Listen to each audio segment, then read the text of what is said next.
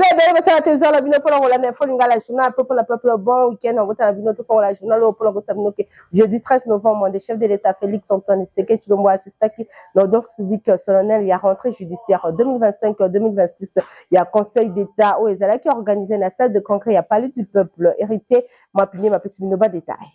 Jeudi 13 novembre 2025, l'Olengelwa ezali kotalisa Conseil d'État organisaki na salle de congrès il y a palais du peuple audience publique peu solennelle pour la rentrée judiciaire 2025-2026. Na présence il y a président de la République, chef de l'État Félix Antoine Tshisekedi Tshilombo, na qualité naye il y a magistrat suprême. Boye trois prises il y a parole et marquaki audience solennelle oyo ezwaki maloba premier bâtonnier national lié à salaki plaidoirie pour la justice administrative gratuite pour la contentieux administratif. Na vie ya numéro 1 ya ba avocat congolais justice et singeli ezalabongo ya ofele na kaya administration pelisusu kota en cause mingi na cas par exemple ya démolition ya ba construction anarchique pe expropriation pour la cause ya utilité publique. Nangambu na ye procureur général près ya conseil d'État Jean-Paul Mukolo Kokesha ye atalisa kimingi mercurial oyo ataki en exergue usage abusif ya procédure oyo ya référé na ba contentieux administratif ya RDC. Alobi ba référé mingi na opération ya mise en action oyo ekoleka na ba filtrage ebele. Intervenant dans une dernière position, première présidente de l'institution Oyo, Madame Brigitte Nsesele Wansensele, y a centré qui réflexion na recours administratif préalable, na contentieux administratif congolais, de manière substantielle, y a plaidé Kimingi pour la administration judiciaire efficace Oyo, ekota amour ba abunion so Oyo ezalaka souvent décrié. Penangambo Mososo a félicité qui chef de l'État pour na kozala premier président congolais oyo atie na tête de l'institution mwana mwasi. Kaka masolo etali rentrée judiciaire boyeba ke chef ya gouvernement madame Judith Suminwa Tuluka ye amema kibongo équipe gouvernementale na masolo au plan la palais du peuple. Notamment masolo etali assemblée nationale pour la assemblée qui va procéder qui mokola jeudi 13 novembre l'élection pe installation un nouveau président ya chambre basse ya parlement honorable Emembo Jigné né à Zala Kibongo élu président ya assemblée nationale peu rapporteur adjointe Clotilde Matita. Reportage héritier Mapinde Mipe Francis Kanzalo Koka. Nabo Kambeme ya président intérimaire, il y a Assemblée nationale, professeur Isaac Jean-Claude Tshilombai Moussaou, plénière, il y a Mokolo ya jeudi 13 novembre 2025, va procéder à une élection paix installation, il y a nouveau président, il y a chambre basse, il y a parlement honorable, Aimé Boji Sangara, il y a rapporteur adjointe Clotilde Moutita Kalunga, sur 423 votants, 413 députés Mobimba, va voter qui pour na Aimé Boji, paix du bulletin et ça là qui nul.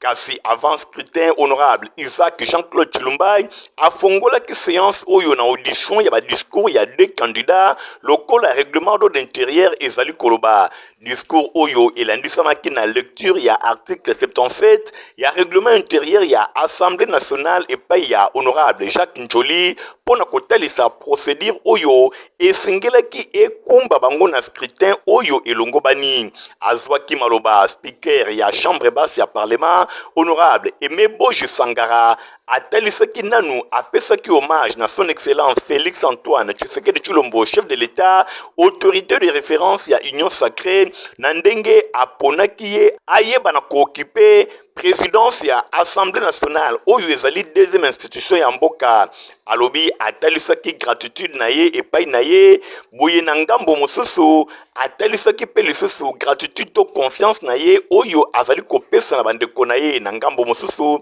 asengaki chambre basse ba porter ba souffrance nyonso ya population mingi penza ya partie orientale ya RDC oyo baza na crise sécuritaire asengaki na bango bayeba na kogarde pensée moko pieuse pour na ba compatriotes nyonso oyo bazali konyokoma na est ya République démocratique du Congo pe mingi na conflit oyo ezwami na Mai Ndombe na Katanga pe na Ituri. Numéro 1 ya chambre basse ya parlement asengaki ke à quoi améliorer les conditions de travail ya peuple et les sous pour renforcer le dialogue entre gouvernement et pour soutenir le contrôle parlementaire et la rigourer dans intérêt ya population pe ya mboka. Premier ministre Madame Judith Suminwa Tuluka ye à lancé Bongo le jeudi 13 novembre 19e réunion il y a comité interministériel régional il y a conférence internationale sur la région de Grand Lac CIGN na Mopusebo Bake Masolo et Selma Kitoko na salle majesté et hôtel Hilton na ville ya Kinshasa. Reportage.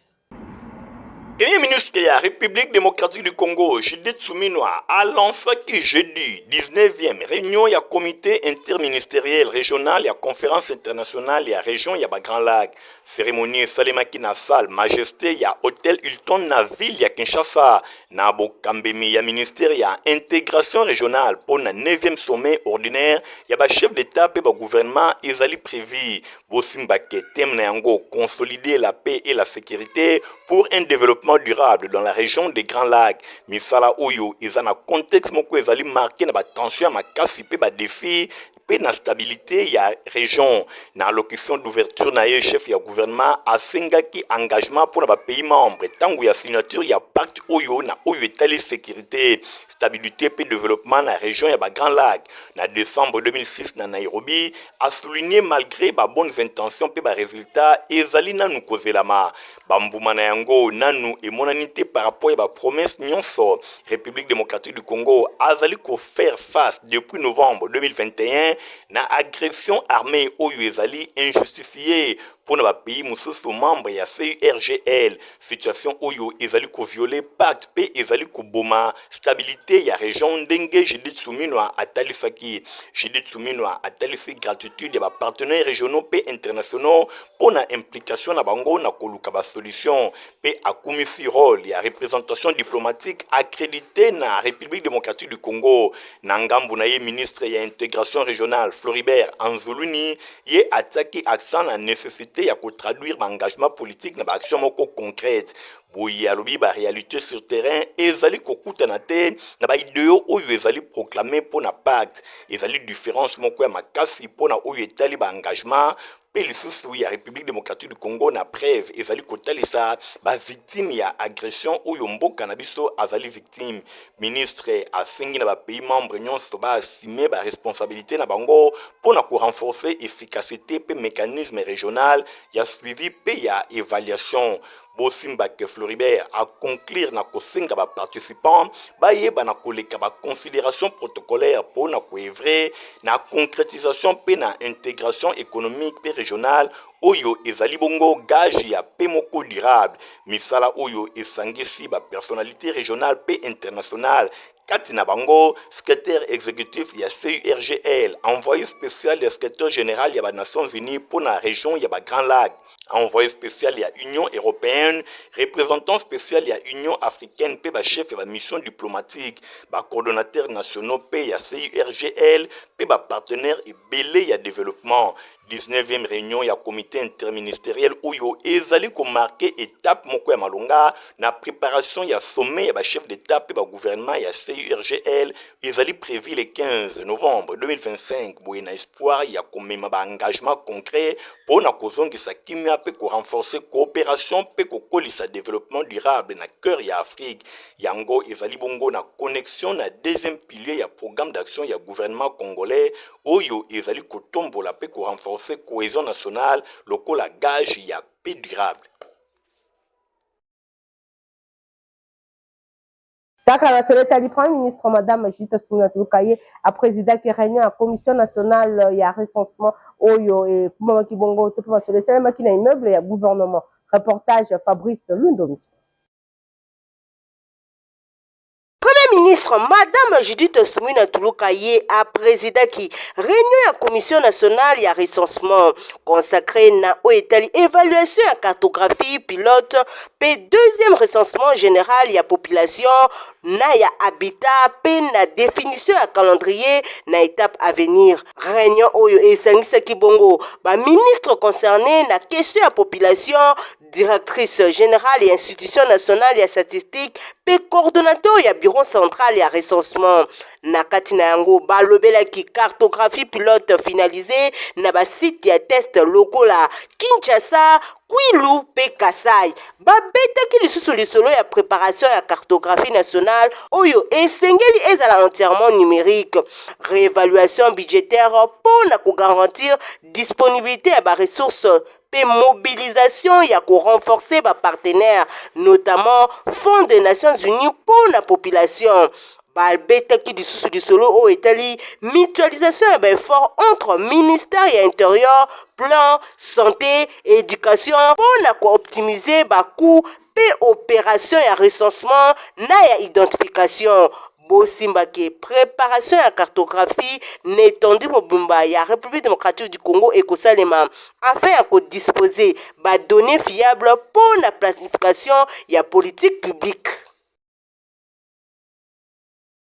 La ministère de l'économie nationale, bango ba clôtura ki moko ya jeudi 13 novembre, misala ya télé ya révision ya cadre réglementaire pour na etali exercice ya ba petit commerce pe ba commerce en détail. Fabrice Lundom une fois de plus reportage. Ezalaki na ngonga à 11h de vice-premier ministre, ministre en charge de l'économie nationale, à côté qui bon na salon bleu ya immeuble ya gouvernement pour na ko procéder na clôture ya ba atelier ya révision ya cadre réglementaire relatif à l'exercice ya petit commerce pe commerce en détail. Après ba hymne national, mot ya bienvenue à modérateur Madame Edith Dorcas Moudimisi, membre ya cabinet ya ministre ya économie nationale, oyo azalaki invité en premier pour na kosala procès verbal ya ba grands travaux. Travail oyo ezali qui produit na 3 projets réglementaires cohérents lokola projet ya décret portant mesures ya exercice ya petit commerce pe commerce en détail pe lisusu 2 projets à arrêté et application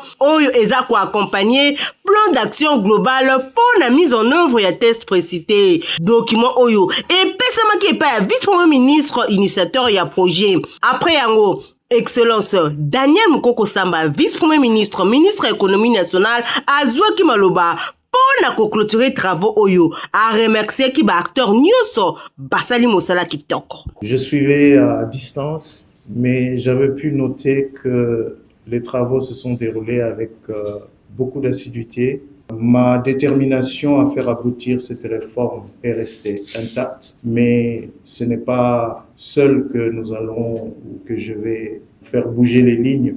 La plus grande tâche que nous aurons à réaliser à partir d'après-demain, ce sera de convaincre les Congolais que c'est du sérieux et que ce que nous avons annoncé va se réaliser, que cela va se réaliser avec méthode et avec beaucoup de détermination. Posimbake proposition oyo esalemi na document oyo et kozala soumis na ba différentes commissions interministérielles avant de présenter yango na conseil des ministres pour la décision finale. Distinguée première dame Denise Nyakero Tshisekedi ye akendaki bongo mokolo ya jeudi 13 novembre na cabinet ya ministre à justice pe garde sceaux pour na ko plaider liberté provisoire ya 269 femmes victimes ya viol na prison centrale ya Makala na Butu ya le 1er p 2 septembre 2024 la tentative ya évasion. Stéphane Skandi reportage. Au total, 269 femmes nde bazalaki violées na tentative ya évasion o esalemaki na Butu ya le 1er p 2 décembre 2024 na kati ya prison centrale ya Makala.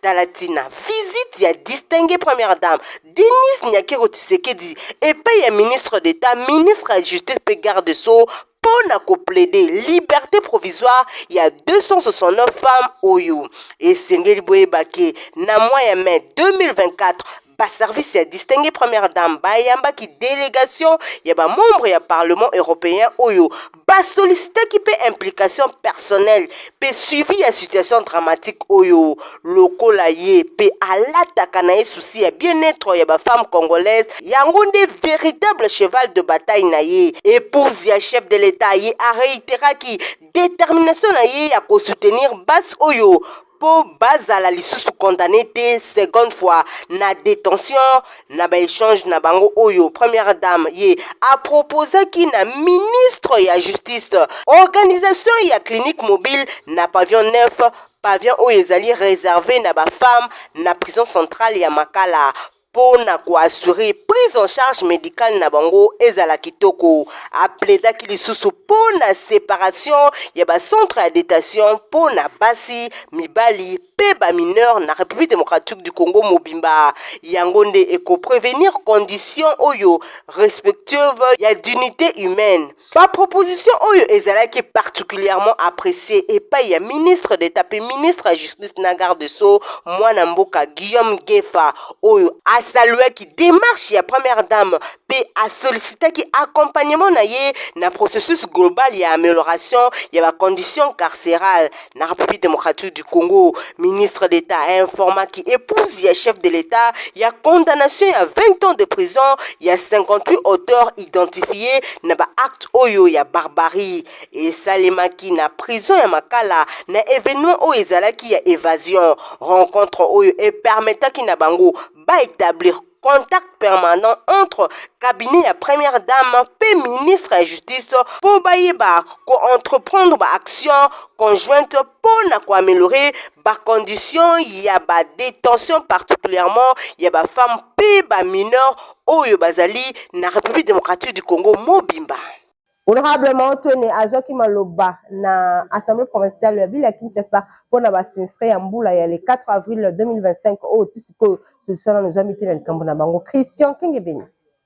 Nani yango a détournaki misolo oyo ezalaki destiné pona basinistre ya ville ya Kinshasa na mbula ebetaki na mois ya avril. Talatina présence ya ministre provincial ya santé Dr Patricien Ngongo mercredi 12 novembre 2025 kuna na assemblée provinciale ya ville ya Kinshasa et pa wapi abengamaki rapport pe interpellation oyo ezalaki initié epai ya honorable Jared Panzu epo wapi epesamaki occasion na honorable Maotwene elu ya Selembau atombola mongongo na ye pona kolobela ba victime ya commune ya Selembau. Honorable député, chers collègues, avant toute chose, je tiens sincèrement à remercier notre collègue honorable Jared Panzu, mon neveu précieux, pour avoir initié cette contrôle parlementaire, lequel va nous permettre de comprendre comment a été organisée la prise en charge des sinistrés de la pluie du 4 au 5 avril de l'année en cours. J'ai saisi cette occasion pour poser quelques questions au ministre ici présent. Monsieur le ministre, vous avez été membre du comité de gestion de la crise, des catastrophes, des inondations des 4 au 5 avril de l'année en cours, en qualité de ministre provincial de santé, hygiène, prévention, affaires sociales et action humanitaire. Quel a été votre rôle dans ce comité de gestion? Vous qui avez la charge des affaires sociales et actions humanitaires de la vie, où on a encaissé les sinistrés et cela s'est pesé comment? Ma deuxième préoccupation est de faire remarquer au ministre que parmi les sinistrés, les électeurs de la commune de Selembao, habitants de la rivière Kalamon et Makelele, ainsi qu'un membre de ma famille, c'est-à-dire troisième personne après moi dans notre famille, qui habitait Massina Petro-Congo, faisait aussi partie. Mais nous avons été déçus pour ce qui est de l'inhabilitation et la prise en charge parmi précisés ici présents. Ma dernière préoccupation est aussi de savoir, vous en tant que ministre de la ville de Kinshasa, vous étiez au courant de la mise en place de la commission spéciale de la brigade chargée d'enquêter sur les dossiers des inondations du 4 au 5 avril de l'année en cours. Pour votre information, cette commission avait toutes les données sur les sinistrés en tant que les représentants valables du peuple. Ma question est celle de savoir à quel moment vous aviez consulté cette commission pour recueillir les vraies informations concernant les sinistrés. boyende ezalaka honorable maotwene ye alalaka pongi te surtout likambo soki concerné bana ya commune ya Selimbao. Union des démocrates congolais na mokambo ya président na yango mwana mboka Jolino Kasanga bango ba kutana kibongo mokola jeudi 13 novembre na honorable Jean-Marc Kabund oyo akumbaka bongo coalition la gauche congolaise babeta kibongo masolo na oyo etali marche monene oyo eza prévu bongo lundi 15 décembre 2025 pa wapi baza ko exiger dialogue intercongolais. Francis Kanzalo Koka reportage. Tozali Union des démocrates congolais moko ya la partie cofondateur na kati ya lisanga monene oyo tobengi coalition de la gauche congolaise CGC en sigle oyo ezali kotambusama na mwana mboka Jean-Marc Kabund Akabund et pe tozali moko ya conférence ya ba président.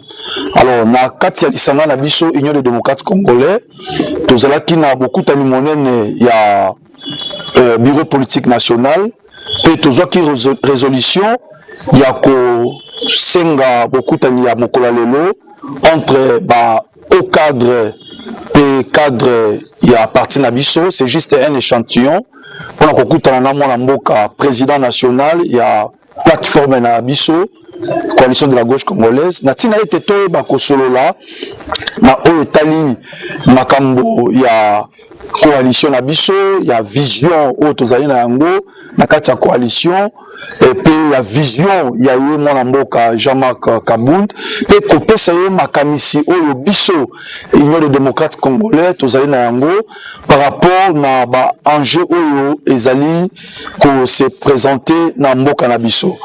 Nous voulons dire aussi que tozali na milulu minene oyo ezali kobongisama na cadre de la coalition na biso ya gauche congolaise pour le 15 décembre. Ezali lundi le 15 décembre oyo wapi toyebaki na koyebisa na ndeko Félix Tshisekedi ete mboka ezali kotambola malamu te esengeli na lombango abengisa dialogue oyo tolobi dialogue inclusif, dialogue oyo ezali mpona bakongolais nyonso tosolola na mboka mpona makambo ezali koleka na mboka po tolingi te lobi mboka na biso ekufa mboka ekabwana parce que bato moko baboyi kosangisa bayi mboka e tokoyisa bino ezalaki na ebandeli lokola likambo moko ya Kinshasa kaka mais tozwi bapel partout esika nini bafédération na biso ezali na baprovince ete bango mpe balobi le 15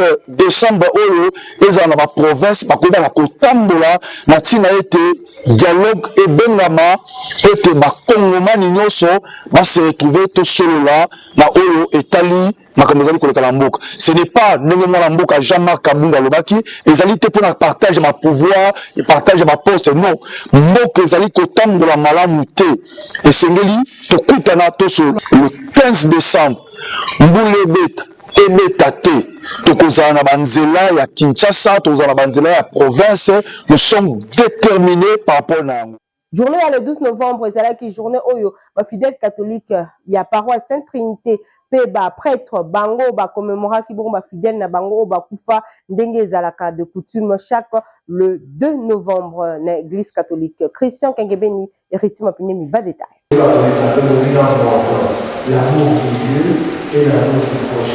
Journée le 12 novembre 2025 ezalaki journée moko oyo ba fidèle catholique ya paroisse Sainte Trinité oyo ezwami na commune ya Matete elongo na ba prêtre ba commémoraki ba fidèle na bango oyo nyonso bakufa. Commémoration oyo ezalaka momesano chaque le 2 novembre bosimbake ba intention ebele ya prière na messe oyo ezalaki formulé pona ba kufa kuna na paroisse Sainte Trinité lokola frère Don Leonard Wasongolwa, David Lupaka, Grace Lupaka, ba chrétien oyo ba servaki mingi na paroisse na bango pe bazalaki na engagement kuna na paroisse Sainte Trinité na maloba na ye curé ya paroisse Sainte Trinité atelisaki ke ba fidèle nyonso esengeli baza na bolingo epai ya Nzambe pe baza na bolingo epai ya baninga na bango pe tango nyonso barandaka visite na bandeko mibali pe basi oyo nyonso batika biso na mokili. Onde Madame Mwaka aki mwana en tout cas zai collègue moko bien to bano sani musala bien ngana okende pa na bango ye pa koya e pa na biso donc na vie so ozana batu ozaki na bango bien ko bosa na bango te biso bato uta koleka na boy kotika ede yango faut ozaka toujours na batu dans so bosa mokili bolingani soki akufi obwaki ye te il faut koya ka koleka sana. Pona ko rappeler bino esengeli bosimba ke journée oyo ezala instituée epai ya abbé Odilon Cluny vers l'an 1000 pona ko rappeler nécessité ya kobondela pona milimo ya bayinyonso bakufa oyo bazali nanu en pleine communion na Nzambe te pe kotalisaka tango nyonso kobondelaka pona communauté de saints. Elo ezalaki mokolo ya mbotama ya mwana na biso Wilfrid na likolo epai ya Nzambe. C'est sa naissance. Nous croyons à la résurrection. Nous croyons à la vie après la vie. Programmation de Kanaki Kitoko na complexe scolaire Maman Pemba école ya Fondation Nerombongo. Reportage La Dinane. Proclamation ya ba résultat ya première période na complexe scolaire Mama Pemba D école ya Fondation Nerombongo et Salemaki Kitoko vendredi 7 novembre ezalaki bongo na présence ya ba parents ya ba élèves ba utaki bisika na bisika ba yaki pona ko assister na cérémonie oyo nyonso ebandaki na culte scolaire ndenge kaka ezalaka lokola momesano na chaque vendredi na complexe scolaire Mama Pemba. Prière et salemaki élève moko asalaki prière na anglais. Give our sins as we forgive our debtors. Don't lead us into temptation, but deliver us. Bongo na sima cordon redi basafu azwaki maloba pona kotalisa circonstance oyo esangisi bango enfin que ba parents bayeba ba résultat ya bana na bango ndenge ba travaillaki na première période na complexe scolaire Mama Pemba. Esengo ezalaki makasi pamba te école oyo complexe scolaire Mama Pemba D et bandi ba enseignement kaka année oyo kasi incroyable enseignement ezali ya qualité moko ya koleka neti kaka ebanda kala ba parents nyonso batondisamaki na esengo na ndenge ya kosakana te na sima proclamation ba résultat ebandaki kobanda na première année kino na 6e année primaire nyonso elekaki vraiment kitoko ndenge kaka bino moko bozali komona ba point ezalaki ya malonga nyonso ezali kotalisa ke encadrement ezali ya qualité na complexe scolaire Mama Pemba D pamba te ye moko initiateur na yango honorable Nerombongo Fwabanga moyo azali kobeta sete pona encadrement ya bilenge pe enseignement ya qualité na ba école na ye na sima ya proclamation quelques parents présents bazangaki te kotalisa esengo na bango na micro ya Info Lingala. En tout cas dans ce pays parce que dans une information que kolo eza bien nde na yaki kotia mwana lokolo azalaki kobanda kotanga na ye na première donc dans ce pays makasi parce que formation eza bien pe azui le premier de la classe na première primaire donc en tout cas félicitations beaucoup vraiment na bonne école. École Mama Pemba, en tout cas félicitations beaucoup. Na sepeli moi na ngasi deuxième en 6e primaire azu deuxième en temps en français kitoko en tout cas ton na yena que c'est un mot impossible hein. Ye moko pe cordon redi basafu azangaki te kuluba. École oyo ya mibale esika tozali awa tobenge na kombo ya complexe scolaire Mama Pemba D. Lelo na calendrier ya enseignement na biso était prévu ya ko proclamer ba résultat pour la première période la direction primaire pe mokolo ya lobi ko proclamer direction secondaire pour la biso lelo ezalaki ko respecter calendrier wana ndenge l'état asengeli mona na bilili et puis biso awa travaux pratiques eza vraiment réguliers amate pour preuve bomoni visionnaire asombeli tosali état de besoin asombeli biso barambe de papier duplicateur oyo nyonso tomoni le chef de l'état le président de la république Félix Antoine Tshisekedi Tshilombo, garant de la nation, garant du bon fonctionnement des institutions dans notre pays.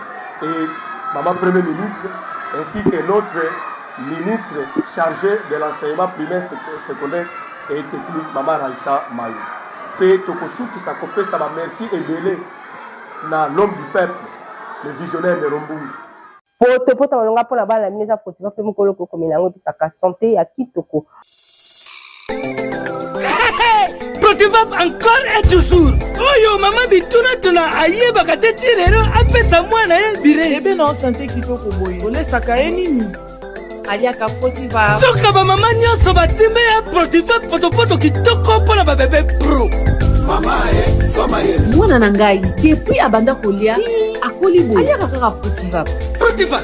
Protéine, vitamine, énergie. Azama yele na classe abela kate alimbaka te. Ba maman, félicitations na bokoneri bana. Protivap, facile à digérer et nourrissant. Ezana, protéines, vitamines et énergie. Hey, bébé na yo kitoko ninyo esaka. Ba ba ingaka ngo, santé kitoko nzoto makasi. Matemi disa, mama letsa mwana. Sukana mbimbi, oye sukana mbimbi. Makusa. Protivap, pro bébé pro. Vous avez kebele pour la colonne info lingala je l'appelle pour la peu aussi vous ça merci na Fabrice Lundombi azaki bongo na montage image esima ki pa ya Igor Ntingi Matomi na héritier mapini mais c'est pour ça que je n'ai pas rendez-vous donc la lundi au revoir.